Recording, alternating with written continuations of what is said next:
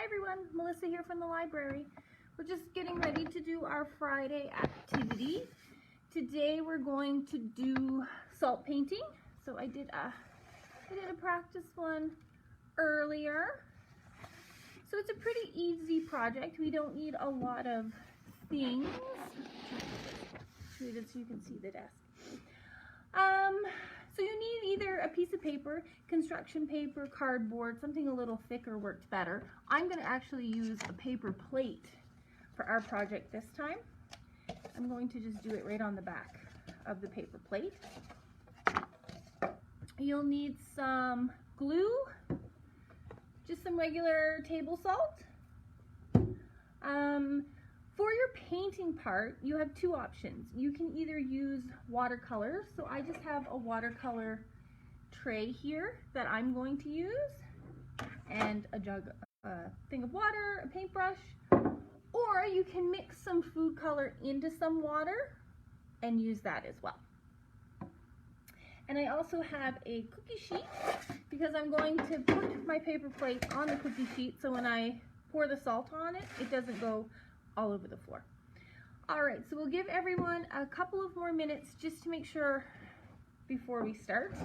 And like I said, just regular old white school glue and some regular salt. And if you don't have a paintbrush, I also read online that you can use a Q-tip to dip into your paint or dip into your water to do that. So I brought some of those as well. And when you're using the watercolor paint, it works better if you get them quite watery. So that's why I have the big container of water. All right, guys, let's get started. The first step is to draw your design. So on your paper plate, on your piece of paper, whatever you're using, with your glue. So I'm going to try and draw some flowers. You don't want your glue to be super thick. I think it'll work out better if it's not crazy thick. So I'm just going to draw my design on the back of my paper plate. Like I said, you can use cardboard, you can use whatever you have. And then I think actually I'm going to use one of my Q-tips just to spread the glue of my flowers around a little bit and thin it out. So then I can, when I pour the salt on, it's not super thick. All right. So all we're doing right now is drawing our design with glue. And you can draw whatever you feel like on this beautiful spring-like day. That's why I picked flowers, because it seems so spring-like out there. All right. So I have my design for my flowers, and then I'm just gonna, so see, I have my flower outline, and then I'm just gonna use the glue to draw some stems.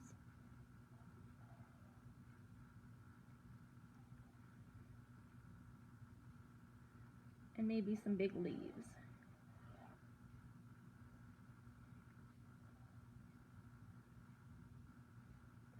And I'm going to do the same thing with my leaves. I think I'm going to fill them in so they'll be completely covered. So I'm just going to put a little glue and use my Q-tip to spread the glue around a little bit. I added a little water to make it easier to spread. I really don't think it would matter. All right.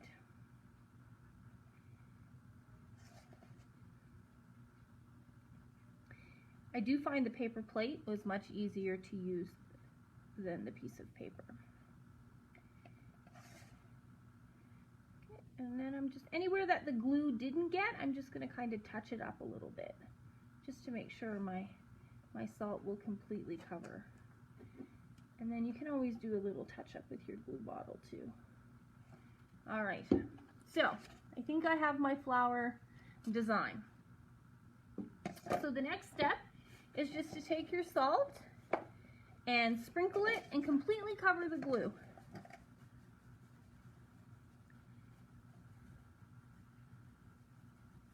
And this is my crafting salt, so when I'm done I can put the excess back in the container.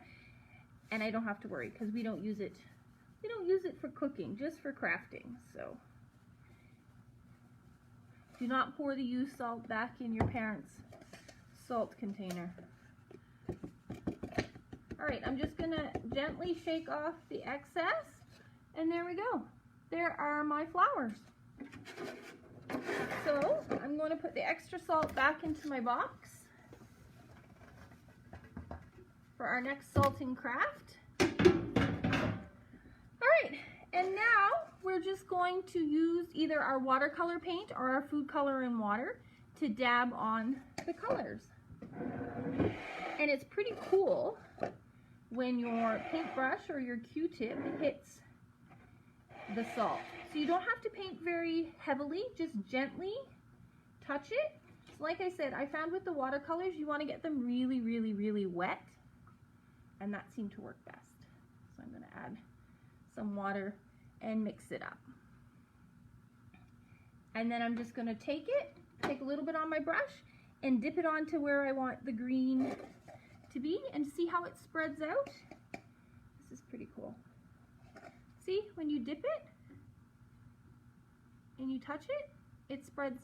The salt makes it disperse. So I'm going to continue to paint all of my leaves green by just gently tapping some of the watery paint where I want to be green. And then if your paint gets too dry, just add a little bit more water.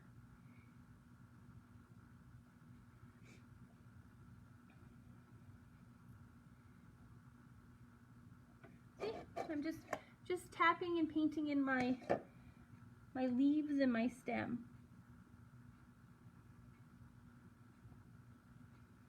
What kind of design are you guys doing? I showed you, I did a little designy, I don't know what, earlier today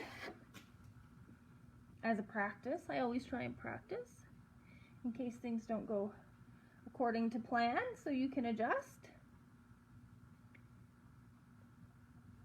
Now you can use the food coloring and water, but I found it quite thin. The watercolor paint I think does work a little better, but if you're going to use the watercolor or the food coloring in water, you can do the same thing. Just dip your brush in and lightly touch it to the salt.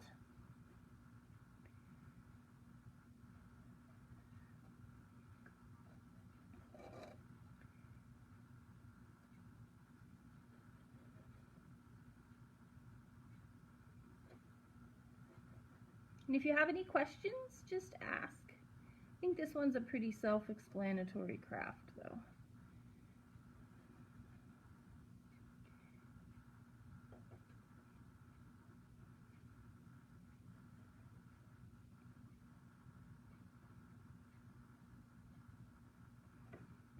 See, and it's quite cool. It's giving my leaves some texture.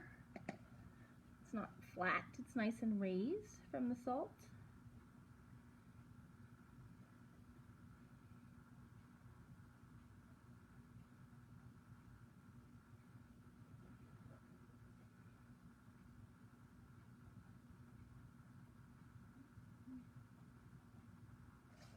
Alright, so now my leaves are done. I'm going to work on my stems. I'm going to just do them the same green.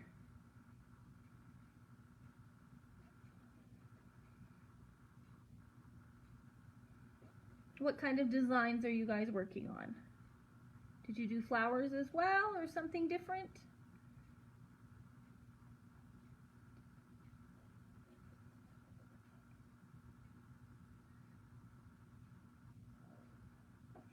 So the library has a YouTube channel now that I've moved all of these videos over to the YouTube channel. So if you missed out on any of the projects we've done or the crafting with Miss Julie sessions the last few weeks, you can go over to YouTube, Evansburg Public Library, and see all of the videos there in case there was any projects you'd like to do again or you missed out on. Alright, so my leaves and my stems are done. So now it's time to move on to my flowers. So I'm going to change some colors. Again, I'm just going to add some water and get it quite wet. before I go into painting my flowers. And just a light dab onto the salt with your brush.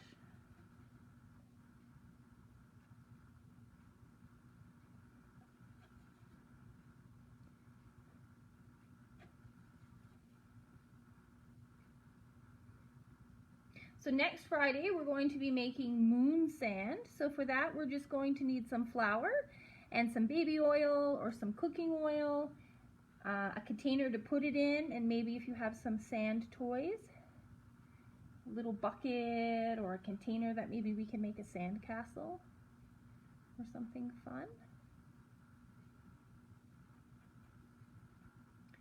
All right. Okay. So there's my first flower.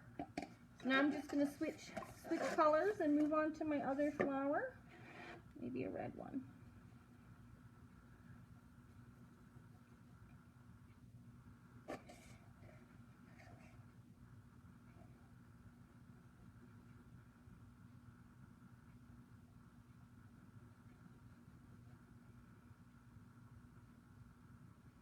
And I would say definitely let it lay flat so it's nice and dry before you move it to hang it up, because it needs to dry very well.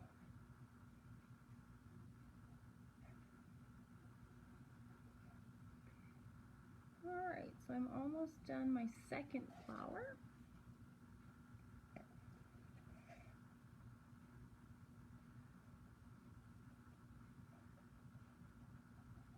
And I seem to have a little hole there where I didn't get any salt, so that's okay. I just filled it in with a little paint. Nobody will ever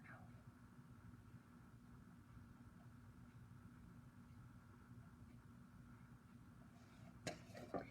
And if you do find that it's a little too wet, you can always just take a piece of paper towel and just gently blot it a little, and it'll soak up any extra paint that you have that you don't need on there. Perfect. So I have 2 of my 3 flowers done. Now I'm going to do an orange flower just for Connor B, because I know orange is his favorite color. So this would be the special Connor flower. I'm doing this at the library today, so I don't have Icarus here to help me, which is a good thing sometimes. He gets a little messy when it comes to the paint.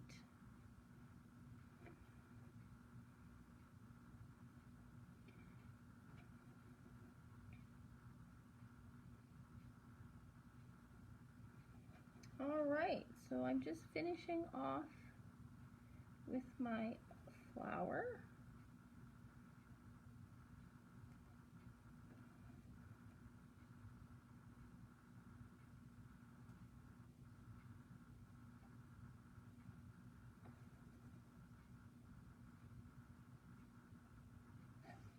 And I'm just going to dab this one and get any of the extra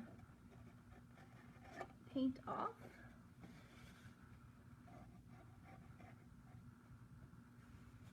There we go, guys. This was a very easy project today with things we should have all had in our cupboards anyway. So there, some salt flowers. Like I said, you can use it to do designs, absolutely anything that you would like. So thanks for joining me today. I hope you had a good time. Send me pictures of your project, and I'll see you next Friday. Have a good weekend.